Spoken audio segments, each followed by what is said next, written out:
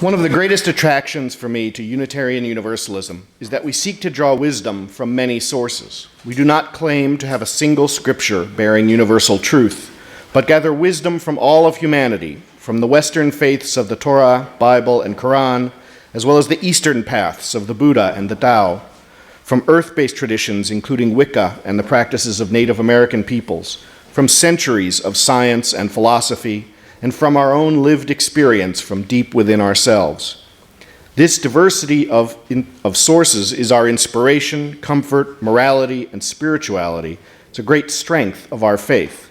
It allows us to find the voices which speak to us, to see the universal qualities of the human spirit, and to open our eyes to new perspectives without judgment. However, when the task at hand is to plan a 45 or 60-minute service on a topic like the soul, let me tell you, our diverse sources of inspiration translate rather quickly into a major hassle. You cannot Wikipedia this into submission, not if you're going to stay true to our UU search for truth. And so as Mike and I try to boil down the entire human experience and every interpretation of the human soul found on the globe into about 10 minutes, we hope you'll bear with us if we summarize, simplify, or abridge things just a little. I think I speak for Mike when I say that this subject put our ability to do quick and effective research to the test. So I will ask you to forgive us if we gloss over a concept that you might hold dear or oversimplify a complex ideology in a desperate attempt to provide you with starting points to consider and not run over on time. If you're feeling generous today, perhaps you will see these reflections as an invitation to you to do research yourself, to reflect, to find meaning on your terms. And so, where to begin?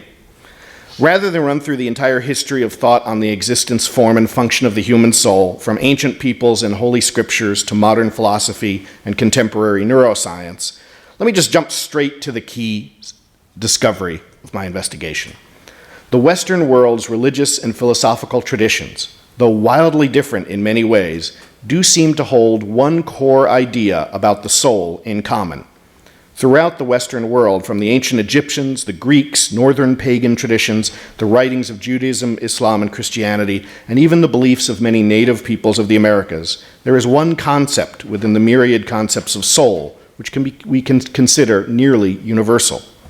Time and again, the commonly held belief is that the soul is a version of the self, an individual spirit linked to the human body, if only for a short while, but also transcending the human body, existing within the wider universe, surviving beyond death, and connecting us to the divine, the living world, and the eternal.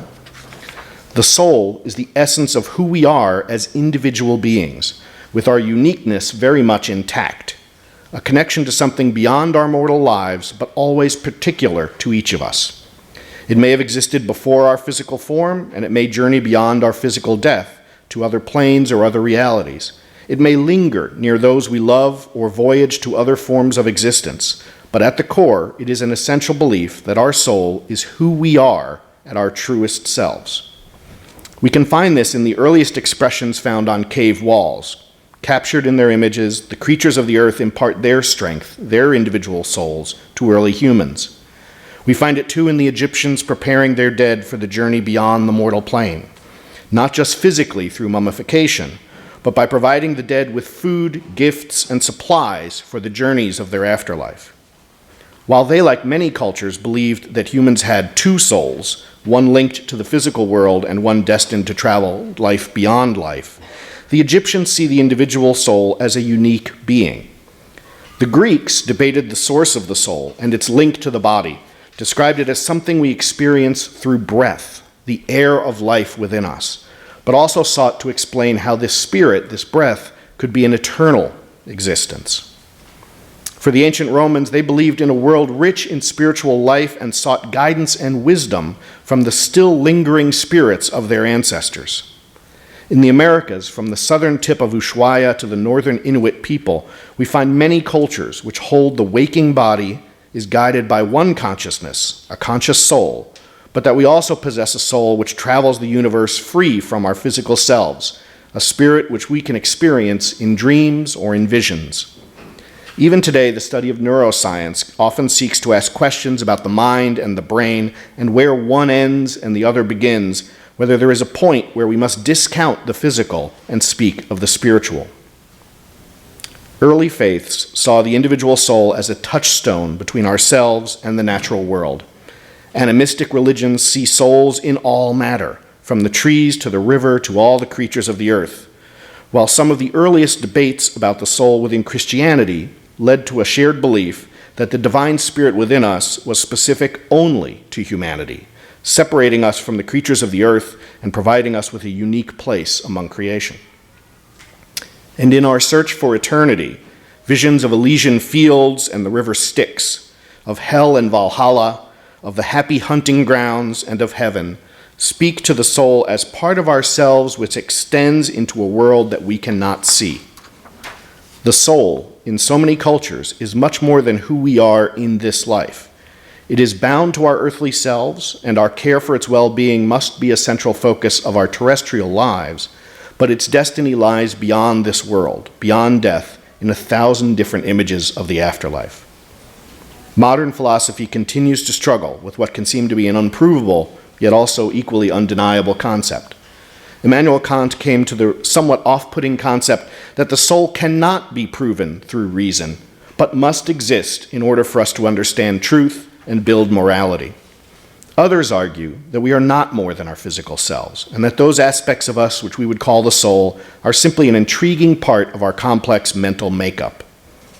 Though science has tried to look at the question of human souls, let's face it, it's not an area of study which lends itself well to scientific method.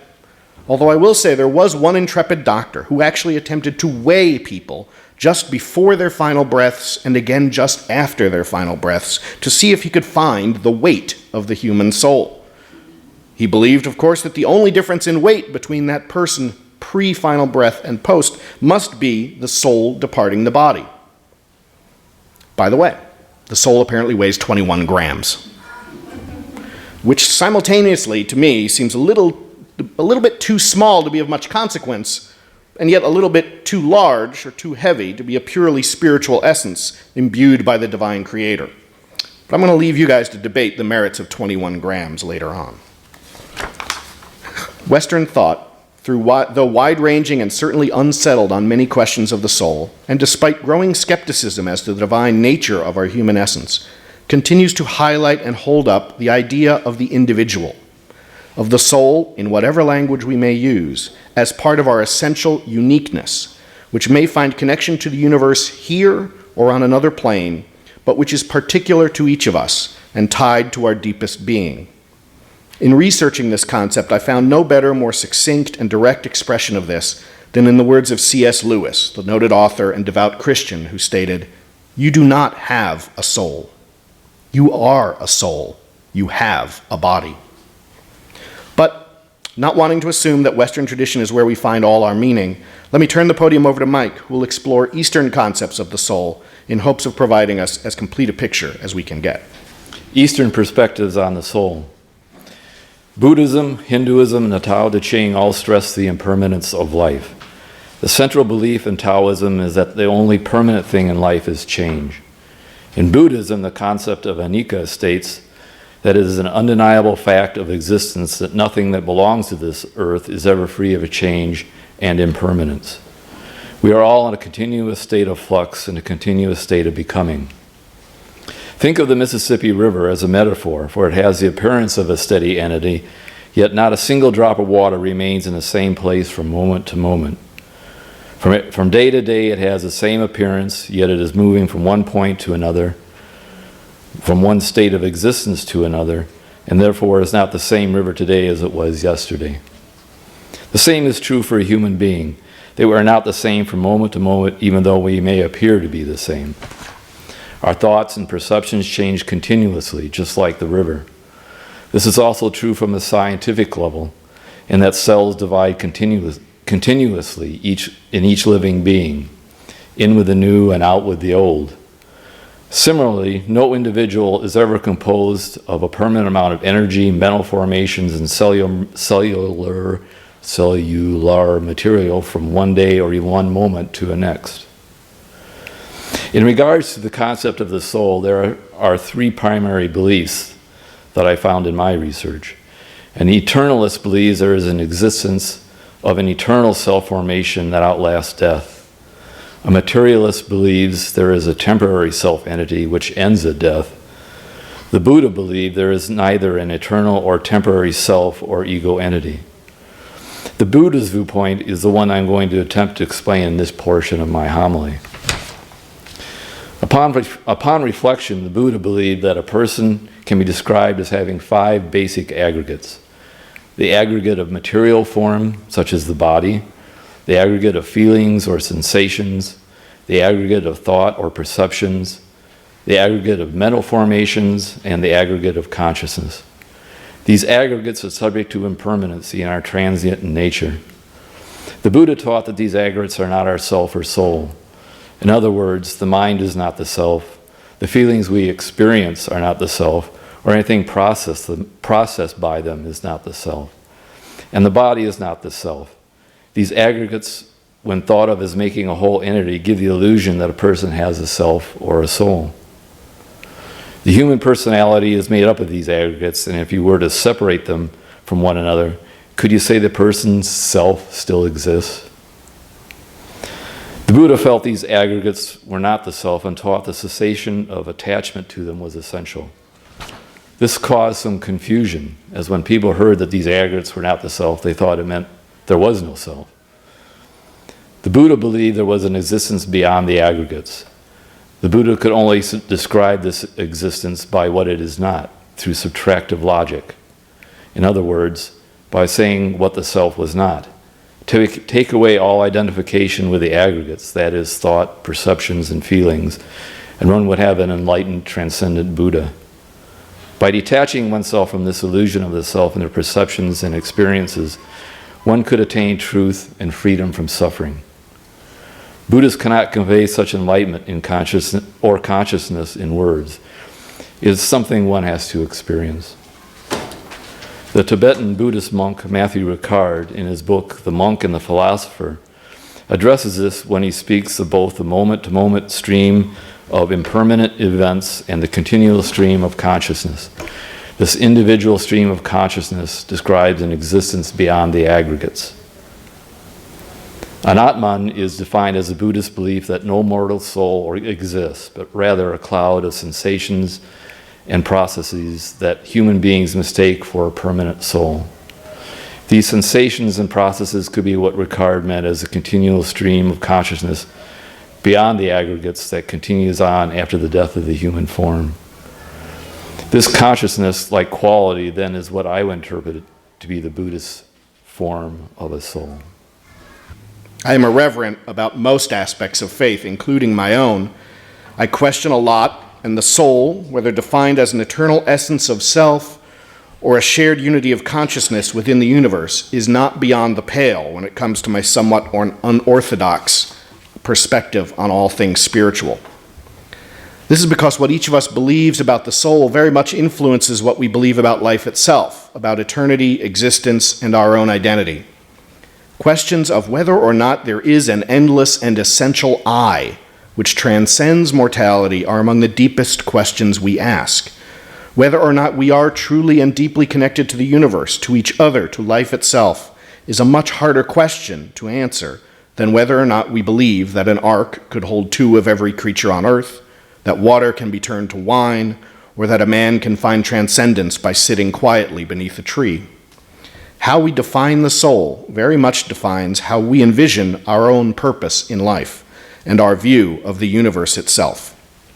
So, let me start by getting a little bit of irreverence out in the open. Allow me but the indulgence of stating that I have very little interest in eternity. I have a very hard time wrapping my head around the concept of my consciousness somehow living forever. Forever is a very, very long time, and I'm not sure I would want to be around, in one form or another, for all of it. Perhaps I don't understand the value of the eternal, but I've taken enough trips to the Department of Motor Vehicles to know that existence without end can be a very unpleasant feeling. Quite frankly, I just don't think any eternity would go well for me. It's just too long to be around. I am a mortal being, and I'm okay with that. It seems, and it has seemed to me for a long time, that eternal life is just a little bit too much of a product of wishful thinking, something held out to us to help us cope with the often unpleasant reality of our own mortality. We want to live on, so we imagine an existence without end, and not only that, but one where we get to stay ourselves, remain who we are forever. I have a lot of issues with that. I have been me almost 50 years now, and maybe I have another 50 left in me, but asking me to be me for billions of eons to come, that is going to be a lot to handle. I'm just not that interesting. So eternity and I are probably not a good match. I find comfort rather than despair in the idea that who I am is linked intrinsically with my physical and biological form, and that when that form ceases to function, so too my essential me ceases to exist as well. There is a logic to mortality, a finality to living and dying which will allow life in other forms to go on. I recognize and largely accept the idea I first encountered in the words of Carl Sagan, that my body is made up of star stuff, of molecules and atoms which in past incarnations might have resided in birds and trees, bacteria and comets, suns and galaxies across the universe, and that I possess them in a unique combination for a finite period of time before those atoms and molecules move on to become frogs or dandelions, stones or clouds. That I am unique, perhaps purely accidental accumulation of star stuff, and that this combination, while not eternal, is connected to the nigh-eternal universe, which comprises me now and not me at some other time. That is a good feeling for me, a soul-nurturing way for me to view my own life. This connectedness, both physical and spiritual, is an idea which has always appealed to me. There is something that I can cherish about the idea, not so much of eternity, but of connectedness, of shared existence, a life beyond consciousness or individual identity, perhaps more akin to the Eastern traditions which Mike outlined earlier, rather than the Western traditions I was raised with. The idea that beyond I, me, myself, there is a joined life that links us all together, whether through the atoms which comprise all matter, or perhaps in something less physical, something which joins all existence together. Okay, so at the risk of sounding even more like a nerd than many of you know me to be, I cannot help but quote the words of Obi-Wan Kenobi. I was 10 when Star Wars first came out, and I saw it over 15 times that first summer. So you'll forgive me, I hope, if I place a little too much emphasis on what Obi-Wan says when he states, "The Force is what gives a Jedi his power. It's an energy field created by all living things. It surrounds us and penetrates us. It binds the galaxy together." The Force, at its essence, is a variation on the theme of human, animal, life, universal coexistence. Whether we lean towards the East and view all existence as a single entity, a oneness which our minds in this life cannot fully perceive, or a more Western vision of the individual joined with the divine in eternity, all faiths, each with their own biases, rationales, and sometimes beautiful, sometimes forced concepts of the soul, speak to the central idea that we are beyond the physical or the mortal. We are potential. Often untapped, unfelt, unexplored, but in our deepest sense, we are potential. That potential, like an unreleased energy, exists beyond our full understanding. Whether that is called the divine, the enlightened, or the soul, the idea is the same. Faith, at its heart, is a path we walk to find our potential, to feel it within us, to believe in it, and to see our connection with something far greater than ourselves. More often than not, when I find myself connected to what I consider my soul, I experience it not in the words of Scripture or the promise of life everlasting, but in those aspects of the human experience which are beautiful, which defy reason or simply enable joy to exist within me. I call the soul that part of me that finds tranquility in the sounds of waves crashing on the beach, or peace in the tip-tap of rain on the roof during a summer shower. It is my soul, not my mind or body, which calls me to stop and watch the sunset turn clouds pink, orange, and purple. My soul appreciates Beethoven and Kandinsky, the majesty of a Gothic cathedral, or the backbeat of a Rolling Stones song.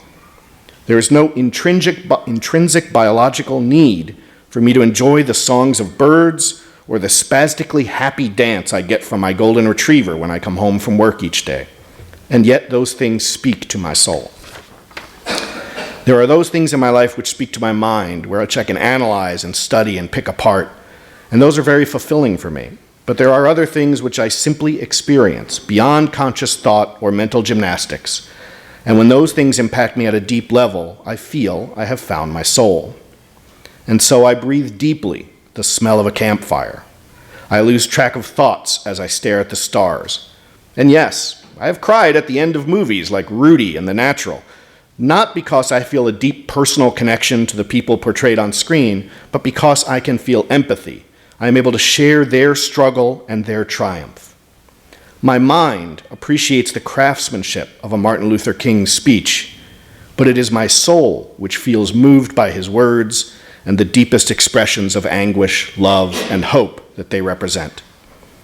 For me, the questions of whether or not the soul is divine or intrinsically human, whether it is a part of a universal life force or a process of neurons firing in meaningful patterns, whether it is an eternal spirit that will live forever or a biological byproduct, held less meaning to me and holds less meaning to me than whether I am able to feel, to connect, to share in the world here, now, and today. I do not need an eternity of life to value my soul. I only need to live here and now in the life I have today and to be awake to the voice of the soul within me. Who are we, really?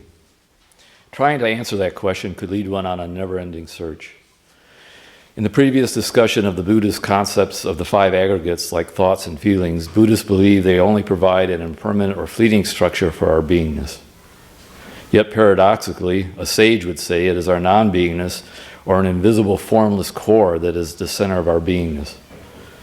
For example, take a coffee mug that has a physical form of a handle, a bottom, and walls to hold the coffee. Yet it is the empty center of the mug that is the most useful. Buddhists and Taoists believe there is a life force that is an invisible core of our being. In other words, we are more than the sum of our parts. In Wayne Dyer's book, Change Your Thoughts, Change Your Life, in which he reflects on the 81 verses of the Tao Te Ching, he describes this as such in his discussion of the 11th verse of the Tao, and I quote, "You're comprised of bones, organs, and rivers of fluids that are encapsulated by a huge sheet of skin molded to hold you together. There is definitely a distinctive quality of beingness that is you in this arrangement of body parts.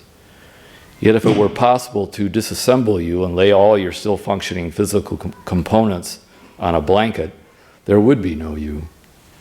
Although all the parts would be there, their usefulness depends on a non-beingness, or in Lao Tzu, who is the author of the Tao, in Lao Tzu's words, what is not. One could say the same for our brains, which is composed of many different structures, including up to 100 billion neurons and trillions of synapses. There are more neuron connections in our brains than stars in the universe. Yet scientists, when looking at brain activity, cannot determine any central governing spot in the brain. Taoists would claim that the awareness of this empty space within us is consciousness. Being aware of this empty space, people try to fill it with something tangible to give their life some meaning. However, Buddhists and Taoists believe there is a formless someone beyond our human identity or aggregates. By now you're probably thinking, what in the world is he talking about? But I digress, so let me continue. The Dalai Lama has stated that Buddhist teachings are not a religion, but a science of mind. I think that is why I find Buddhism, Taoism to be fascinating and mind-stretching perspectives on life. I apologize if I have not made this understandable, but my own understanding of this is a work in progress. In other words, like everything else in life, my comprehension of all this is also in a state of flux. I have meditated for years, learning transcendental meditation in my college days, and then resumed the practice about 4 years ago. When meditating, I have experienced brief periods of time where everything is still, where the endless chatter of thoughts of the future and or the past have stopped. There is a peaceful bliss of sorts. I'm not sure what is there beyond that. Is this the formless essence or energy of my beingness? Like Buddhists say, they believe there is a level of consciousness beyond the aggregates, yet they cannot describe it. It is a transcendent level of wisdom that we experience that cannot be grasped by the intellect or put into words. Like love is a phenomenon that we experience that really cannot be explained or described in a coherent manner. As Forrest Gump said in the movie Forrest Gump, and I quote, "I may not be the smartest man, but I know what love is," end quote. Upon reflection, I think we humans are primarily prone to define ourselves and our souls through the aggregate of a mind or thought. The psychologist Richard Carlson broke thoughts down into components, one being the human capacity to generate thoughts. They are constantly going through our minds. The other aspect is the content of the thoughts, which is what we usually focus on. A thought is only a function of the brain, and they are ephemeral in nature. The clinical and Buddhist psychologist Jack Kornfield states, and I quote, "What we take to be a self is tentative, fictitious, constructed by clinging, a temporary identification with some part of experience," end quote. The spiritualist Eckhart Tolle believes this is when our identity and thoughts merge. They form into an illusory sense of self that is perceived as being permanent in nature. We then believe our sense of self is separate from others. Tolle also says we should just let go of identification with our minds, and then who we are will really emerge. This is what mindfulness is all about, as we become aware of our mind's generation of thought as well as the content of our thought. You let the thought dissipate like a wave hitting a beach, and this allows you to stay in the present moment. In other words, to be conscious. In closing, in his book, The Wise Heart, the psychologist Jack Kornfield wrote of the story of a 15-year-old boy by the name of Tim and a 17-year-old brother who were watching a football game with their father. The father was in the end stages of a 10-year bout with Alzheimer's disease. The father slumped, fell to the floor, and they knew something was very wrong. The story as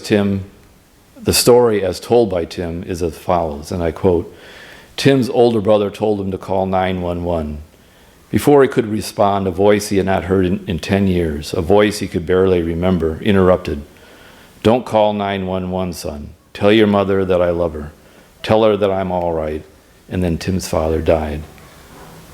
Tim, now a cardiologist, goes on, "Because he died unexpectedly at home, the law required that we have an autopsy. My father's brain was almost entirely destroyed by his disease. For many years I have asked myself, who spoke? Who are we really? I've never found any slightest help from any medical knowledge. Much of life cannot be explained. It can only be witnessed," end quote. So who are we really? That is a question for the ages and something we all can ponder.